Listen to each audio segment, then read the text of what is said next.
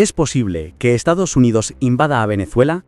Para empezar, aclaremos el tablero con hechos verificables y sin alarmismo. Hoy no existe anuncio de desembarcos ni una coalición regional para ocupar territorio venezolano. Lo que sí hay es presión bajo el umbral bélico. Ejercicios y vuelos con países vecinos, por ejemplo, operaciones aéreas con Guyana en la primera quincena de diciembre de 2023, además de mensajes diplomáticos que piden evitar el uso de la fuerza en la controversia del Esequibo, como dejó por escrito la declaración de Argel firmada por Guyana y Venezuela. Estas señales apuntan a disuasión y contención, no a una invasión en marcha. A la vez, la palanca económica se usa de forma reversible.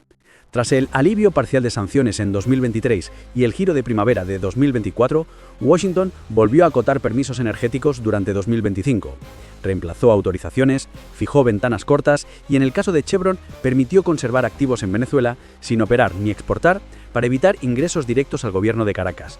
Esto importa porque Venezuela conserva las mayores reservas probadas de crudo del mundo, del orden de 303.000 millones de barriles, aunque su producción sea modesta. Por eso, cada ajuste de permisos pesa en fletes, primas y expectativas de mercado sin necesidad de disparar un solo tiro. En síntesis, geodominadores, hoy vemos disuasión militar limitada y presión económica calibrada. Bienvenido a Geodominio. Al final de este vídeo esperamos haber ganado tu me gusta y tu suscripción. ¡Empezamos! Distintos referentes internacionales describen al gobierno como dictadura o régimen dictatorial.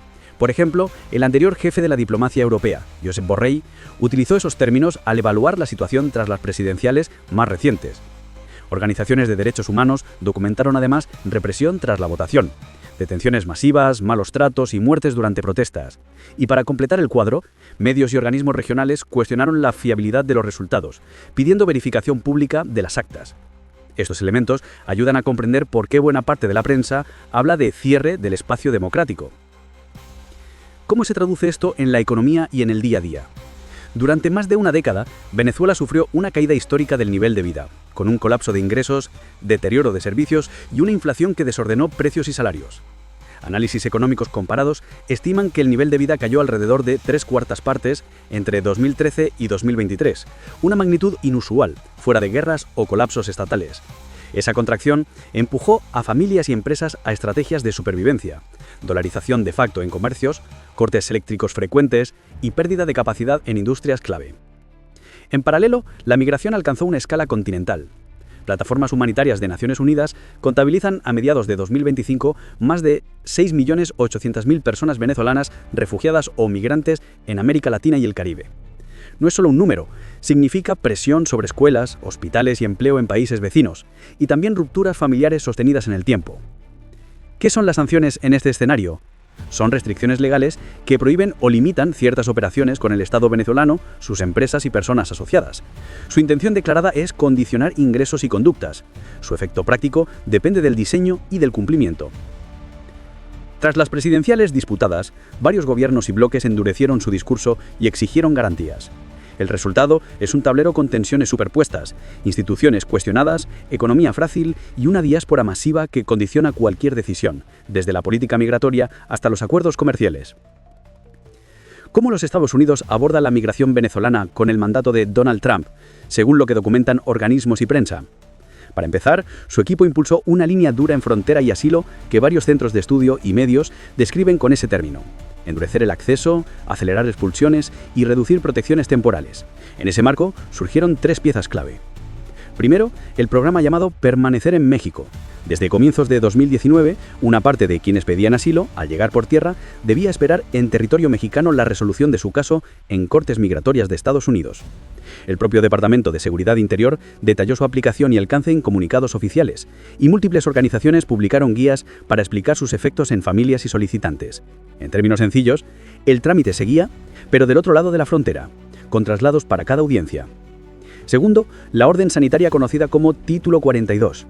Desde la primavera de 2020, el gobierno utilizó una norma de salud pública para expulsar de forma sumaria a quienes cruzaban la frontera, sin el proceso de asilo habitual. Informes de control fronterizo y fichas técnicas independientes describen que esta herramienta limitó fuertemente el acceso a protección al permitir devoluciones rápidas con muy poca evaluación individual. Esta política se mantuvo hasta que la emergencia sanitaria terminó años después. Tercero, el trato específico a los venezolanos dentro de ese enfoque. En los últimos días de su primer mandato, Trump firmó una salida forzada diferida para personas venezolanas ya presentes en Estados Unidos, con lo que aplazó deportaciones durante 18 meses para un conjunto acotado de casos. Más adelante, bajo otra administración, se habilitó un estatus de protección temporal. Sin embargo, en el otoño de 2025, el gobierno de Trump anunció el fin de esa protección de 2021 y publicó la terminación oficial con fecha y efectos concretos. En conjunto, estos pasos conforman una estrategia coherente. Por un lado, la contención y disuasión en fronteras, mediante esperas en México y expulsiones rápidas. Por otro, revisión y recorte de protecciones temporales ya otorgadas. Así, cuando se habla de que la postura de Trump hacia la migración, incluida la venezolana, es muy dura, se alude precisamente a estas decisiones verificables y a sus consecuencias directas en el acceso al asilo, en la permanencia legal y en la vida cotidiana de las personas afectadas.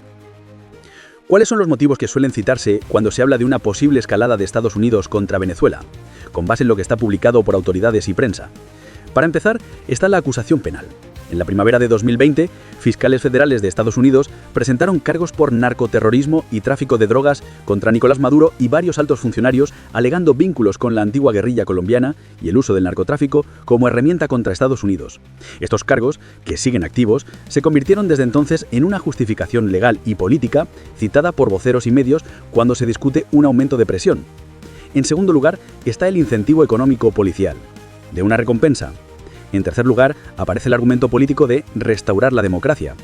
Durante los últimos años, documentos oficiales de Washington han descrito su objetivo como un proceso de transición con elecciones competitivas y garantías. Declaraciones conjuntas y fichas de política exterior repiten esa fórmula y señalan medidas de presión y alivio según el comportamiento de Caracas. Espera, te robo 5 segundos. Geodominio está en 8 plataformas y somos un proyecto pequeño. Si puedes seguirnos en alguna, nos ayudas muchísimo. Sigamos con el vídeo. En perspectiva, lo sensato es separar capacidad de intención. Estados Unidos tiene medios para escalar, pero eso no equivale a una decisión política de invadir. Las acusaciones penales, la recompensa y el discurso de restaurar la democracia construyen presión sostenida.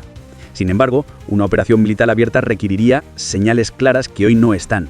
Reglas de enfrentamiento explícitas dentro de territorio venezolano, logística avanzada en islas cercanas y una coalición formal con países vecinos. Mientras esas piezas no aparezcan juntas, lo que vemos es coerción graduada y negociación áspera. Además, conviene recordar que cada escalón tiene costes. Para la región, en trade, seguros marítimos y flujos de personas. Para Venezuela, en una economía ya frágil y una diáspora que crece. Y para Washington, en legitimidad y en riesgo de quedar atado a un conflicto prolongado. Por eso, más que adivinar desenlaces, vale mirar señales medibles. Cambios en permisos energéticos, avisos oficiales, movimientos logísticos y variaciones en los cruces fronterizos. Cuando esas variables cambian de forma sostenida, la historia cambia con ellas. En definitiva, geodominadores, hay razones para la presión y hay límites para la fuerza. El desenlace dependerá de hechos verificables, no de consignas. Comenta tu opinión y únete a Geodominio para más.